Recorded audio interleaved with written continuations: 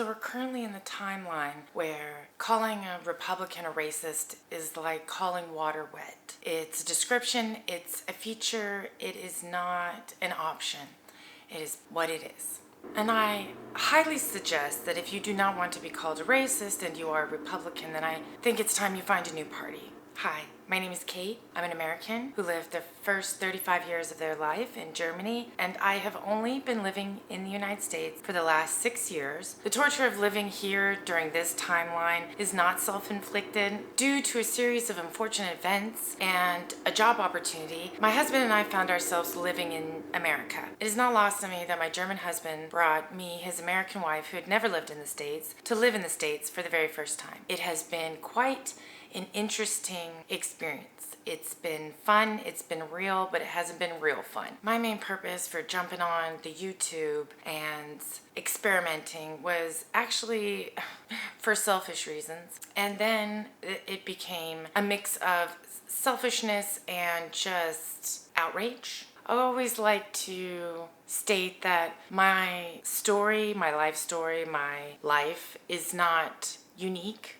It is different. I'm under no delusional spell that makes me believe I am some kind of special, that I am the first and only person outside of their nationality to be born and raised somewhere else. My story is different in that I was raised as an American in Germany, meaning that I was a military brat. I lived in what my brother and I like to call the American bubble, which essentially is designed by the people that are stationed there and the US government. So I was raised by an American mother, I went to American schools, I had American friends, and living in that bubble, I was not only raised with American values and also taught within the American education system, and even with limited access, I was still very much a consumer of American culture. The internet came a bit later in my teenage years. We did not have the fruitful access that we did later when the internet became a thing. Newly stationed Americans brought over all the goods and kept us in the know of what was going on in what was cool in the United States. While I never lived in the United States and have not been completely detached from American culture and being around Americans, I think I've met someone from every state except Delaware. I really can't think of anyone that I've ever met from Delaware. Being in a U.S. military community, you are exposed to diversity on a level that I think the ordinary American is not, and I feel very grateful for that, and I also feel like I get a different perspective on the United States, on Americans, on American culture, because I have witnessed with my own eyes that people can coexist, and yes, there are still racists and misogynists and all types of horrible, no good, very bad people in the military. I don't know what you want. Nobody and no thing is absolutely perfect. So the division, the aggression, the whatever this is that's happening is like not shocking to me. I mean, I have eyes, I have ears, I have a brain. I understand that racism has always been a thing in the United States. I was never under the impression that racism and misogyny did not exist in the United States. I think it's been like a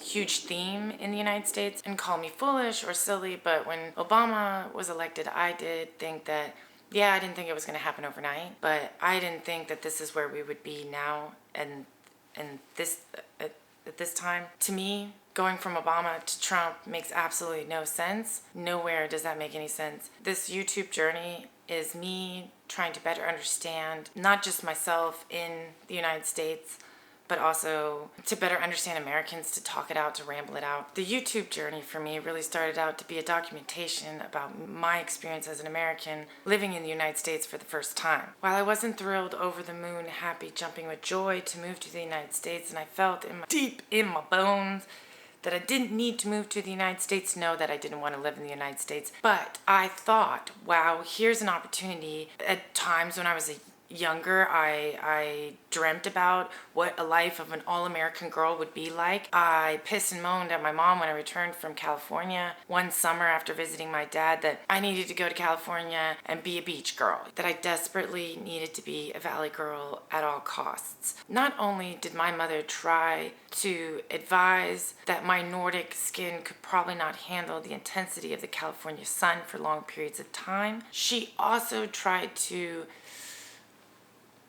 carefully, nicely say that if and when I ever moved to the States, I would be in shock, in culture shock of my own culture. And since my mom passed away 6 years ago, I am under the very strong opinion that mother knows best, because now that she is gone and the things that I look back on and the wisdom that she had bestowed upon me, the advice, the just knowledge, I can always, 99.9% of the time, I'm like, well, damn, she was right. I had that in my head when I came to the United States, that it was gonna be a little bit weird for me and that I was gonna have some adjusting to do, but I was fully conscious of that. And so instead of making a situation worse than it has to be, I didn't want to come in kicking and screaming. I used this opportunity to have childlike curiosity and take on the things in the United States as a new adventure, a new experience, to throw some good stories in my bag for later in my old age. Politically, I wasn't that concerned. Biden and Harris had just been elected, so I thought, hey, this is going to be good. This is going to be a good time. America has seen the light. They are with it. They are down like a clown for some peace and stability and progress. And I just felt like Americans learned their lesson. Once Trump was elected and shit got weird and the tides changed and my comfortability vanished, my ability to look at the United States in a more curious, childlike nature was squashed. And while I thought I might be able to survive without German bread, as long as I don't know, get some bread making skills, the one thing that I cannot get down with is fascism. Is pure, unadulterated, in your face, not gonna hide it, racism. That's right, folks. Today in WTF News, I am looking at the amount of swastikas and racial slurs, anti-Semitic talk, the praising of Hitler and the Nazi Party, talking about gas chambers and unaliving people or pushing people to unalive themselves. It isn't one incident, it's several, but mainly back to back. And when Trump was elected, there was no question. America is misogynistic and racist. Apparently misogyny is like that's the cutting point, and the clear evidence of that. Two intelligent, capable, experienced women ran for president. Those are the only people that Trump can win against. But a withering man with one foot in the grave can be elected with enthusiasm as a rejection of Trump. It is vile and disgusting and pretty pathetic for a first world country, one that likes to tout themselves as exceptional, cannot handle a woman in power, whether she be white or black, yellow, orange, purple, polka dotted. Y'all need to get that shit together. You need to figure that out. Read some books. I don't know. There are plenty of examples of women running countries, women in power that have done exceptionally well, and there just is not an excuse for the incredible misogyny in this country, and there is no excuse for the racism. And to say that I'm in shock and awe, and I'm clutching my pearls and I'm like, oh my God, I can't believe that there are swastikas and disgusting, vile, racist, misogynistic, white supremacist talk going on in the past couple of days. I'm not surprised. I am not shocked and awed or whatever. It's both vindicating and appalling at the same time. Two things can be true at once, I guess. I have always been a believer that the Republican Party is against anything that is not white and male. It used to be, part of me used to believe that all we had to do was get some of this old blood out of politics, and then this fresh blood would be a little bit sane. They might, that the younger versions of the Republican Party may be people that can come to compromise, that can have a sane and genuine conversation. Me thinking that was because of my age group, how I grew up, things that I saw, witnessed, experienced, and such. I just felt that, I thought all of my peers, whether they grew up here in the United States or somewhere else, that they would kind of have this same idea that racism is kind of stupid and misogyny is stupid, but apparently we are just wanting to go back to the 1930s, 1940s. We are really about the life of stupidity. And not only are we going to be a nation of idiots, but it's going to be a bunch of bigots. A nation of idiotic bigots. That's what we have on our hands. There's been a line that has been crossed in so many ways before the events of this week. But I have been enraged for the past 2 days to see swastika-loving, racial slur-slinging, referring to rape as epic, joking around 251 times, and throwing in a good old gas chamber joke that if this young Republican wasn't voted for, that he would be... That's right. Young Republicans are willing to sacrifice their own Republicans if they don't fall in line. Doesn't that make you feel good as a Republican? That if you don't vote for the right person, if you don't bow down to the right power, your life could be in jeopardy. In the 6 years that I lived in the United States, even under Harris and Biden, or Biden and Harris, however you want to put it, the question that I have asked myself repeatedly is, why do people want to live like this?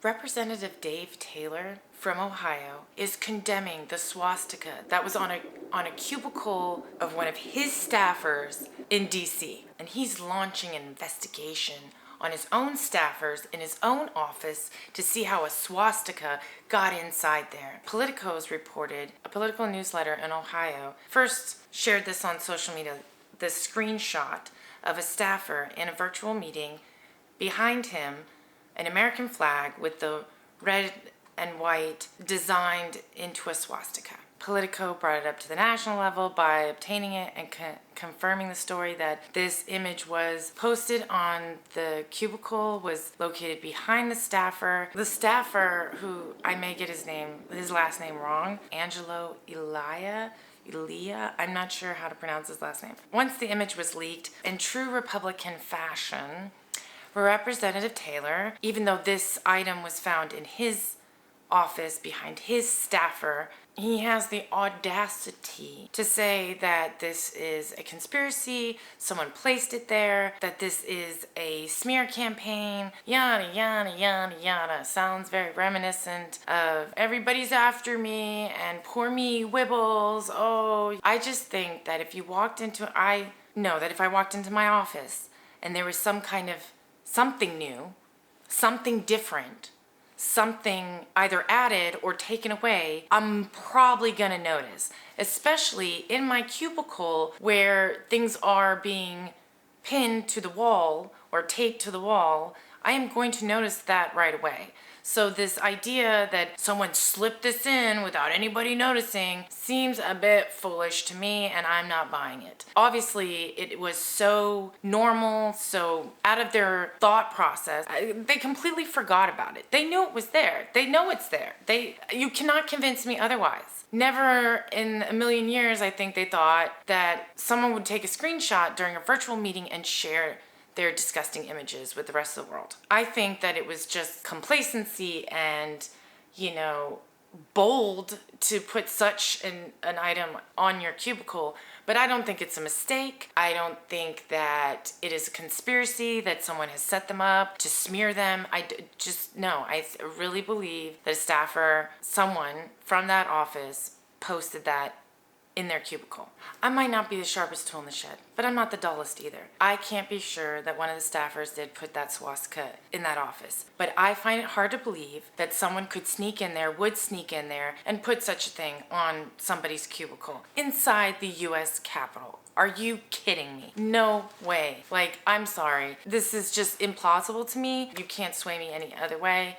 That we have actual Nazi lovers in the government. And not that I didn't think that there wasn't, but now we have full proof, and not just this one incident. We have another one that in succession, just one after the other here, Republicans are no longer able to say that we are not a racist party. The Voting Rights Act is about to be desecrated. Republicans are also playing the victim in that scenario. That's how we got to the Supreme Court looking at the Voting Rights Act. They're taking out some of the most important aspects, the most important part of the Voting Act, the reason why it exists in the first place. And once again, Republicans are like, oh, we're gonna be replaced. Oh, I mean, for a group of people who think they're superior than others, they are really threatened by anything and everything, and really in their feelings. I don't have hard evidence, but I can put two and two together that the swastika in the Ohio Representative's staffer's office is not a one-time thing. It's not some big conspiracy. Not when a report follows about young Republicans and their disgusting text messages about trying to grab power, how they're going to get rid of anybody of color, anybody who opposes them, even their own kind. Republicans that don't vote for them for their power grab, they are willing to send these fellow Republicans of theirs to the gas chambers. This is also an article that I read from Politico, and I've seen it on the news. It's everywhere. You can't escape it. And it's the most vile shit. And again, not surprising, not shocked, but it is this line that is being drawn in the sand hard now. Because, like I say, calling a Republican a racist is calling water wet. It's synonymous now.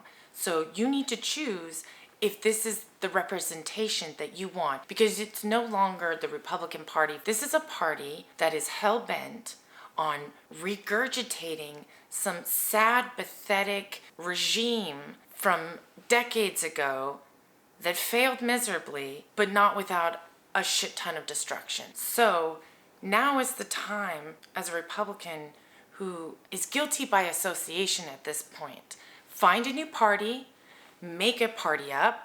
I don't care. It is now etched in stone without question, no matter what Vance says, because Vance is trying to say that these grown people were just kids and that we shouldn't ruin the rest of their lives for some, off-color jokes. No, these are grown-ass people. One of them is a senator. This isn't a bunch of guys shooting the shit in the trailer park. These are people that are in power, that are trying to obtain more power. These young people, first off, this young Republican organization is like 18 to 40, okay? So these aren't children. They are voting age. They are adults. And most of these people were in their 40s, late 30s. They were not children. They are not teenagers. They are not young by any means. For 7 months, these people from New York, Kansas, Arizona, Vermont were texting each other back. They wanted to get this Peter Gunty, I don't know. He said in a text message that if they voted no for him to be the chair of the Young Republican Federation, the GOP's 15,000 member political organization for Republicans 18 to 40, he said if any of the other Young Republican Federation members voted no for him to be the chair, they would all get the gas chamber. So this is where we're at. This is what we're doing. We're breeding authoritarianism. It's the tongue twister. In people who want to have ultimate power, that want to be in politics so that they can enforce their bullshit. Christian white supremacy bullshit. And these prominent New York Republicans coming out, Stefanik and the state Senate Minority Leader Ort, they can shove it. I don't believe a goddamn word. So either you leave MAGA Republican Party, you shut it down, you fight against them, or you just be quiet, because it's like virtue signaling bullshit that is just bullshit. It's all make-believe. You don't mean it. You don't believe it. Save it. Like, nobody wants to hear it. We're over it. Either you put that into action and you actually show that, like, this is enough. We need to remove all of these racist, misogynistic, white supremacist fuckfaces. Until I see that, like, sit down, have several seats. And when publications try to reach out to these young Republicans about their comments in the text messages, their conversations back and forth for over 7 months, most of them did not reply. I hope their shame feels like heat from 1,000 suns. I hope karma becomes your bestest best friend. Once again, instead of being the big macho manly man that the Republican Party tries to tout with their traditional gender roles being the only way, and that there only being 2 genders, and that women should be barefoot pregnant in the kitchen, and that men should be out here providing, and calling all the libtards, as they like to call them, sheep, and they're all in their feelings, and all this other projection. What does the guy who comes out talking about the gas chambers, he's gonna give everybody the gas chambers, Peter there, what is he? Oh, no, this is an attack on my good name. And he goes on to say he also is the victim of a conspiracy to ruin his good name. It is the messages have been doctored, but then follows it up with a huge apology that the text messages offended anybody. So what a backhanded apology is this? It's true, but it's not true. I apologize, but like really it's somebody else. They're out to get me. Like, this is such bullshit. I am exhausted with this. Oh, poor me. I'm a victim. I'm a victim. The Republicans. And you know who they learn it from? Daddy Trump. That's who they learn this victimhood from. It is the most, it was funny. Then it became pathetic. And now it has become an all right line in the sand that enough's enough. You have made it very, very clear that everything that you have tried to defend yourself with, saying that I'm not racist, that I'm not a misogynist, that I'm not this, I'm not that, or whatever. Any Republican who's had the audacity to look somebody in the face and say that to them and, defend Trump, defend the Republican Party, this is your choice now. If this is how you want to go out, if this is how you want to be remembered, then you do you, boo. You do you. But just know that nobody's going to give you the time of day. Nobody's going to give you the grace. And nobody's going to take, I was just following orders. Or, this is not all of the Republican Party. It's done now. It's done now. So there are no more excuses, defenses. There's nothing you can say to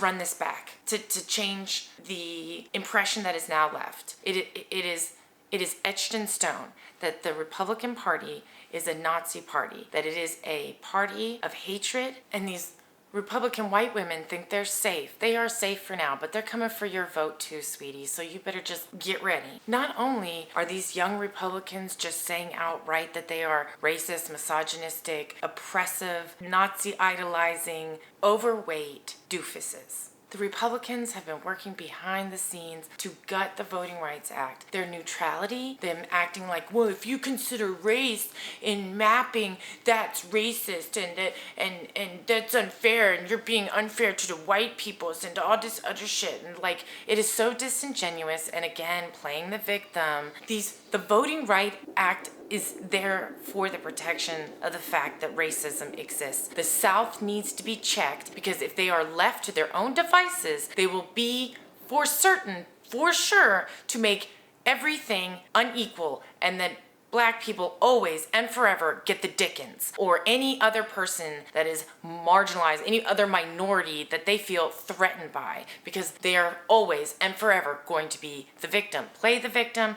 They aren't the victim. Oh, I got all this power and I don't know what to do. We just wanted to say the F word and the R word. And you have. And you got everything that you wanted. And now you want to make people miserable on top of it. It is beyond politics. It's just hatred now. It is not even just now. It has been about that. But now the curtains are drawn. Your true colors have been exposed. And you have to make a decision as a person. If you want to call yourself a principle, of a value, of good nature, of a person of humanity, then you will step away from the Republican MAGA party and you will join others and fight for the foundation that seemed to have been working out pretty great until you let a bunch of TV personality and fascists into the White House. And these MAGA people think that it's tit for tat, and it really, really isn't. Democrats out here are trying to give people universal health care, to the Democrats, to the MAGA, and I don't want to hear this, oh, they're trying to give it to the illegals. That is such a bullshit Republican talking point, and I will no longer listen to your BS. It is beyond how stupid a group of people can be, and that you are fueled by hatred no longer is a substantial defense to come with at a debate. We are no longer going to cater to your low IQ, emotionally bankrupt, who lack any sense of humanity. It is on like Donkey Kong at this point. So the line has been drawn. Choose wisely, because I'll tell you right now, history will not remember you kindly, because they do not remember the last huge uprise of fascists. Let me tell you, I was just doing what I was ordered. I was just going along. This is not a defense.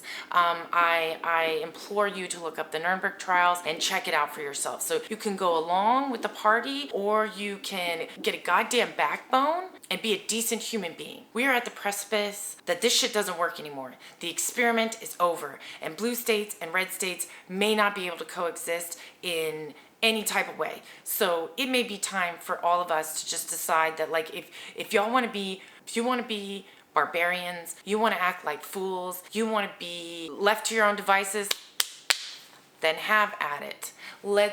Let's divide this up and see who lasts longer. I'm just saying it could be a very interesting lesson on being careful what the fuck you wish for. Master race, please. Masters of being fucking idiots, being gullible, uneducated, lazy, despicable simpletons. Why do you want to live like this? How is this a good quality of life?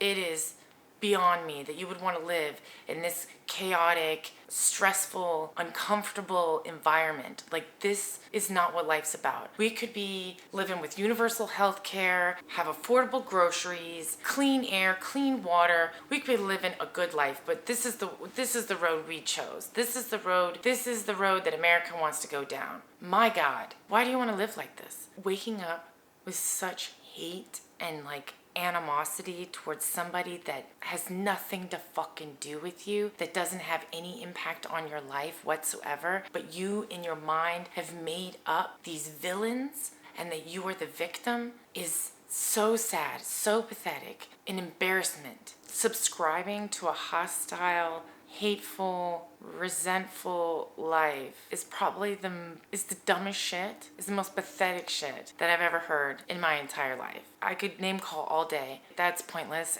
And the name calling really doesn't put me in any better position, level. I don't give a fuck. This just really is the dog whistle for the left to get ready for the biggest fight of our lives, and that Americans who consider themselves Republicans, they may want to reconsider that. So this YouTube experiment was supposed to be selfishly about me, myself, and I, just kind of the experiences and thoughts, questions, comments, concerns, reviews that I had about living in the United States. And I know with every fiber of my being, before this whole Trump 2.0, I already knew that long term, this is not the place that I want to live. I know that because the quality of life here is not great. It's not good. It's not even okay. Instead of fixing the problems that would make life in America better for everyone, the United States is now full throttle mode of fascism, whatever you want to label it on. It ain't good. And I will never stop asking myself, why do people want to live like this? You don't have to live like this. This moment in time is begging the American people to make a decision about what's most important to them. Being hateful, racist, misogynistic, egotistical, Christian zealots, or do they want to live in a peaceful, cooperative, not combative, competitive nature? Like, life can be better than this. Waking up every day and drinking a dose of hatred, leading your heart with racism, is pretty fucking pathetic. While I know that all around the world is chaos and upheaval, and the good is fighting the evil everywhere.